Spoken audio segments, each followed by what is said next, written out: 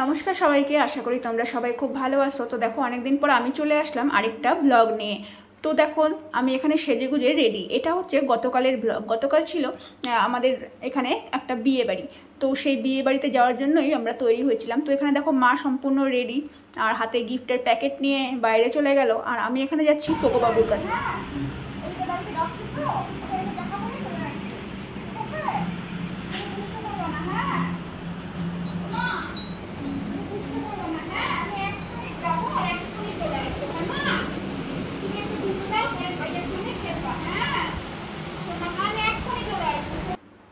তো দেখো পোগোবাবুকে যেহেতু রেখে যাচ্ছি, পোগোবাবুরও মনটা খারাপ আর আমারও মনটা খারাপ। ওকে রেখে প্রথমবার যাচ্ছি এরকম কোনো আনন্দ অনুষ্ঠানে।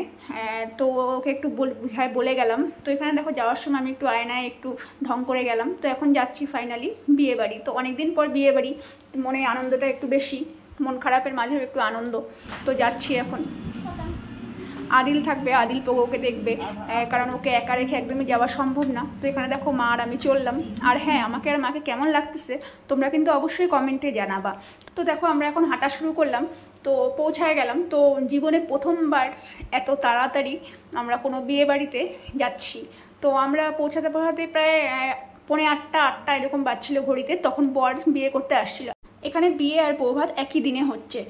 যেহেতু কমিউনিটি হলে হচ্ছিল বিয়েটা, তাই বর বাড়ির থেকে বিয়ে করতে আসলো, আর বউয়ের বাড়ি যেহেতু একটু দূরে তাই তারা আগেই চলে আসছে। তো বউ ভেতরে ছিল, যদিও গিয়ে আমাদের বউয়ের সঙ্গে প্রথমে দেখা হয়নি, কারণ ওরা যেহেতু বৌদ্ধিস্ট, তো বৌদ্ধ মতে বিয়েটা একটু অন্যরকম হয়। তো আমাদের যেমন শুভদৃষ্টি হয়, শুভদৃষ্টির আগে ছেলে মেয়ে দুজনের মুখ দেখে না। তো ওদের মধ্যে হচ্ছে গুরুদেব এসে ওদের গুরুদেব এসে আগে মন্ত্র দেয়। তো সেই মন্ত্রই তখন নেওয়া হচ্ছিল, তাই আমরা আর গেলাম না তখন। আর আমরা যখন গেলাম তখন লোকজন খুবই কম ছিল। তো দেখো রূপকদাও ছিল ওখানটায়। তো রূপকদার সঙ্গে ওইখানটায় গল্প করা হচ্ছিল আর লোকজন আসা যাওয়া হচ্ছিল তখন। তো এরই মাঝে দেখো বেশ খানিকটা সময় আমরা বসে থাকলাম, আর তার মাঝে আমি একবার ফুচকা খেয়ে নিয়েছিলাম। তো সেই ভিডিওটা আমি করতে পারিনি। তো এখানে দেখো সবার সাথে গল্প হচ্ছে। বিয়ে বাড়িতে যাওয়া কিন্তু এটাই একটা আনন্দ যে সবার সাথে দেখা হবে, গল্প হবে। সবসময় তো আর সবার সাথে দেখা হয় না। তো এই বিয়ে বাড়ি হলে কিন্তু সবার সাথে দেখা হয়, এটা কিন্তু ঠিক। তো এখানটায় দেখো সবার সাথে দেখা হচ্ছিল।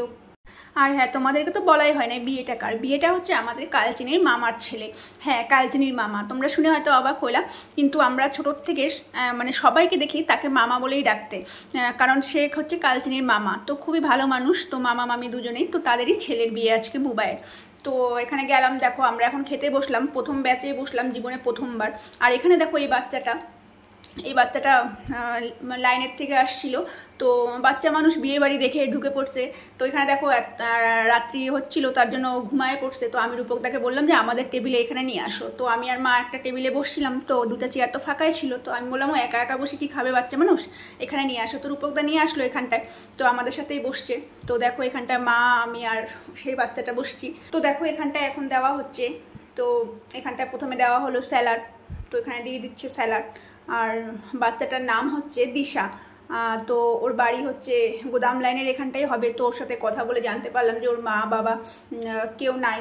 আমি যখন জিজ্ঞেস করলাম কার কাছে থাকে, তো বললো নানা নানির কাছে থাকে। মা বাবা নাকি দুজনেই ওকে ছেড়ে দুজনের মতো অন্য জায়গায় বিয়ে করে চলে গেছে।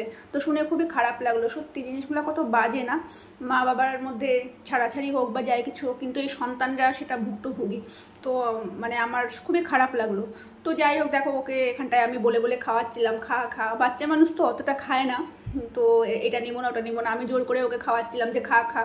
আর দেখো তোমাদের সাথে কথা বলতে বলতে কিন্তু আমাদের পাত প্রায় ভরেই গেল। এখানে ভাত, ডাল, মাছ, মুড়ি ঘন্ট, স্যালাড, বেগুনি সব দেওয়া হলো। আর এখানে হচ্ছে এই দেখো মামি, কালচিনির মামি আমাদের। তো মামি এখানে এসে জিজ্ঞেস করলো কেমন হচ্ছে খাওয়া দাওয়া, কি ব্যাপার, গল্প শুরু করলো। তো এখানে দেখো পুচকিটাও খাচ্ছে আর মার সঙ্গে মামি গল্প করতেছে, আমিও কথা বললাম। তো এখানে দেখো মামির সাথে কথা বলতে বলতে আমাদের পাতে চলে আসলো মাংস। তো এখানে দেখো মাংস দিয়ে খাওয়া হচ্ছে। রূপকদাও খুব ব্যস্ত, স্বাভাবিক, নিজেদের মধ্যে বিয়ে শাদী হলে তো একটু ব্যস্ত থাকতেই হয়। তো এখানটায় দেখো খাওয়া দাওয়া বেশ ভালোই হচ্ছে। আর আমাদের যেহেতু চিন্তা কতক্ষণে আসবো বাড়ি, কারণ পোগোকে রেখে গেছিলাম। দেখো খাওয়া দাওয়া শেষ করে আমরা বাইরে বেরোয় আসলাম।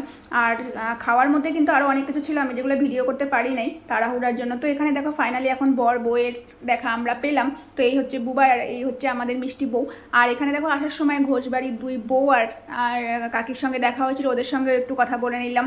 এই দেখো নতুন বর আর বউ, আগামী দিনগুলো ওদের খুব ভালো কাটুক, আনন্দে কাটুক, অনেক অনেক শুভেচ্ছা জানাই ওদেরকে।